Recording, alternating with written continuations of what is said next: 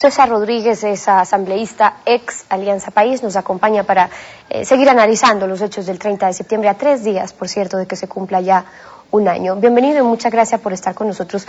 Usted llegó al Hospital de la Policía ese 30 de septiembre con el canciller Ricardo Patiño, pudo estar en la habitación con el presidente de la República, de hecho luego llegó a salir con él.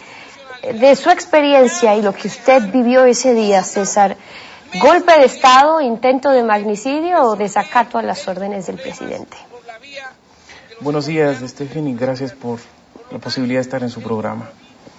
Creo que el 30 de septiembre, al margen de cualquier discusión, es una fecha trágica para el Ecuador, para la democracia de nuestro país. Es una insubordinación del poder armado del Ecuador frente al poder civil. Indudablemente eso marca un proceso de desestabilización, evidencia conspiración y nos muestra un intento de golpe de Estado que no se pudo consumar por la reacción del pueblo ecuatoriano, porque las condiciones no lo permitieron. Pero el 30 de septiembre marca sin lugar a dudas un hecho inocultable. Y es que los poderes que han sido desplazados por este proceso de transformación que ha liderado el presidente Correa ha afectado intereses y estos han reaccionado y están de forma latente, yo diría al acecho. Esa fue mi posición el 30 de septiembre, esa es mi posición que mantengo al margen de las diferencias. Y precisamente sobre ese efecto causa-reacción, analicemos qué causaba el malestar también en la policía, porque es importante recordar ese análisis. En ese entonces estaba votando la ley de servicio público que derogaba algunas disposiciones que afectaban a los policías y a los militares. Ustedes, como asambleístas, estaban muy conscientes de eso, por eso el 29, es decir, un día antes del 30 de septiembre, nadie se allanó a los cambios que proponía el presidente de la República con su veto. Todos se ratificaron. ¿Usted también votó en contra del veto del presidente o se abstuvo? En ese día de la votación se llegó al límite de las tensiones que hemos tenido la bancada de País con el Ejecutivo.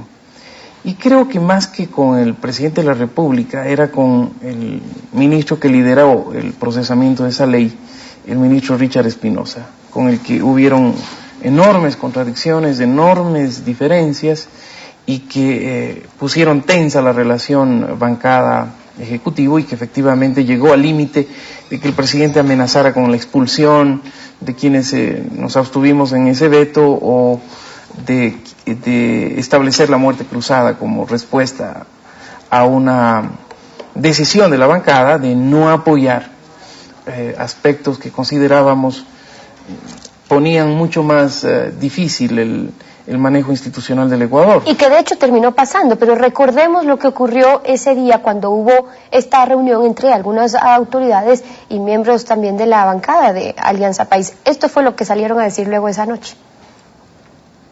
La noche de este miércoles, en su despacho, el presidente de la República se reunió con el secretario jurídico Alexis Mera, la ministra de la Política Doris Solís, el secretario de la Administración Vinicio Alvarado y el presidente de la Asamblea Fernando Cordero. Según la fuente de Ecuavisa, el primer mandatario está molesto y tiene un sabor amargo por la actuación de algunos asambleístas de Alianza País que se distanciaron de las disposiciones que tomó el bloque oficialista con relación a las observaciones presidenciales a las leyes que están empantanadas en el organismo parlamentario. Realmente muy contrariados en el equipo del Ejecutivo por la inconsecuencia de un sector del bloque y estamos evaluando tomar decisiones. Bueno, la muerte cruzada es una de las posibilidades, ¿no? A tal punto llegó la preocupación que durante la votación del veto a la ley de servicio público, la asambleísta Minta Buenaño se vio obligada a repartir por escrito las instrucciones para que la bancada vote de acuerdo a los lineamientos oficiales. Pese a todo, las cosas no salen como lo planificó el Ejecutivo.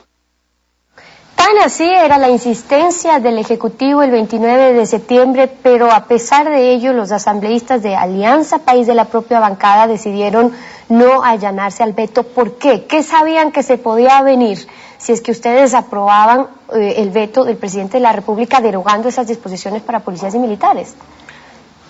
Bueno, se consideraba en la bancada de País que algunas decisiones crispaban las reacciones de diversos sectores. El sector público, estaban ahí en el sector de salud, un sector que nos preocupaba mucho, las enfermeras, estaba el tema de Fuerzas Armadas, el tema de la Policía Nacional. Si eso se une con las diferencias que se han venido profundizando con el movimiento indígena, con sectores organizados de los trabajadores, nosotros veíamos venir un gran momento de tensión social y evidenciaba la preocupación, este desacuerdo interno que teníamos en la bancada de país, y eso generó esta tensión con el Ejecutivo. Es decir, esto para explicar que tampoco es que les cayó de sorpresa el malestar de la policía, quizás sí la sublevación por parte de la tropa, pero el presidente presentó su veto el 3 de septiembre, es decir, 27 días antes. Todos conocían que habían disposiciones que se estaban derogando para la policía y que habían cosas que iban a causar, que podían causar malestar para la policía. Sabían que se estaban tensionando los ánimos al interior y en ese sentido les sorprendió del todo el 30 de septiembre, sabían que podían estar caminando hacia eso. Bueno, nos sorprendió la escasa capacidad de manejo de estas situaciones, de estas tensiones por parte de 4 ministros vinculados al sector de seguridad: el ministro de Defensa, el ministro de lo Interior, el secretario de Inteligencia y el ministro coordinador de la política de seguridad pública. Eso indudablemente fue una sorpresa, porque que 4 ministros vinculados al sector no hayan percibido y hayan tenido la inteligencia y la información suficiente para alertar incluso este tema, sí es una sorpresa que nos cogió a todos con absoluta incapacidad de reacción inmediata.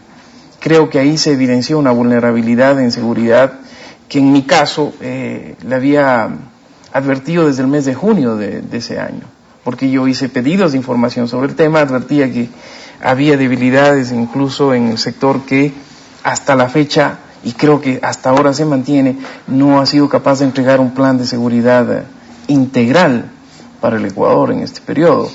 Entonces, todo eso lo que apunta es a que los ministros del sector no tuvieron la perspicacia y la sagacidad para procesar estos temas, ahora, advertirle al presidente y también a la bancada de país. Partiendo de que siguiendo con el análisis de causa-efecto, partiendo que una de las causas de esta molestia fue precisamente la ley, si la asamblea se llegaba a reunir luego, quizás el 30 de septiembre, y nuevamente los asambleístas se ratificaban en la ley, no se allanaban al veto, no pasaba la ley, quizás ya no había tanto malestar por parte de la policía y se podía haber evitado los hechos del 30 de septiembre. Pregunto por qué, si estamos hablando de que había una conspiración extremadamente premeditada, ¿cómo? Si es que en el rato que se votaba quizás ya no había la molestia de la policía y no se daban esos hechos, podemos hablar de un intento de golpe de Estado.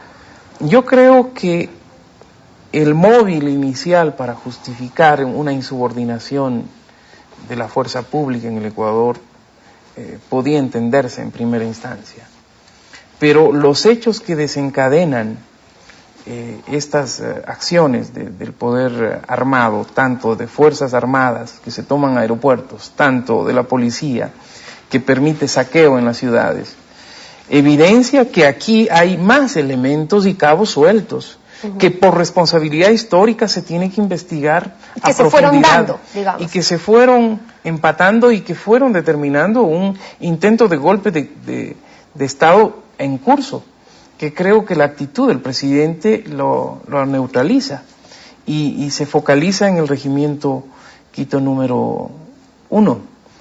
En ese marco me parece que el 30 de septiembre nos sorprende un año después con posiciones encontradas de algunos sectores que dicen que no ha pasado nada y del gobierno que busca maximizar una victimización que creo yo que no es sano para el país. Y esa es la lectura de César Rodríguez, asambleísta ex Alianza País, que nos ha acompañado esta mañana aquí en Contacto Directo. Muchas gracias, asambleísta, por haber estado con nosotros.